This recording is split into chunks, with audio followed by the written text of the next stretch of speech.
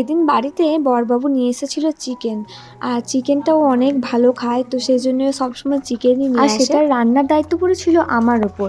তো দেখো এখানে আমি আলু তারপর চিকেনটা দিয়ে ভালো করে কষিয়ে নিয়েছি। দেখো কতটা জল ছেড়েছে, একদম তেল জল একসঙ্গে মিক্স হয়ে গেছে। চিকেনটা কষানোর সময় না অনেকটা ঢাকা দিয়ে দিয়ে কষিয়েছিলাম জানো, সেই জন্যই এতটা জল ছেড়ে দিয়েছে।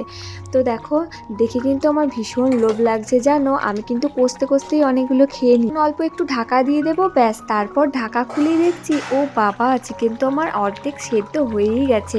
অর্ধেক না, একদম পুরোটাই সেদ্ধ হয়ে গেছে। চলো এরপর যেহেতু এটাকে ঝোল করব, তো একটু জল দিয়ে দিই। তবে হ্যাঁ, জলটা কিন্তু দেবো গরম জল। তো দেখো গরম জল দিয়েই দিয়েছি। আর এদিকে কালারটা দেখো, ওয়াও, একদম লাল লাল চিকেনের ঝোল। অল্প আছে, আর একটু ভালো করে ঢাকা দিয়ে দেবো। তারপর গাছ থেকে তুলে নিয়ে এলাম টাটকা ধনেপাতাটা ওর মধ্যে দিয়ে আর একটু গরম মশলা দিয়ে ব্যাস, তাহলেই রেডি হয়ে গেল আমাদের চিকেনের লাল লাল ঝোল। কেমন হলো?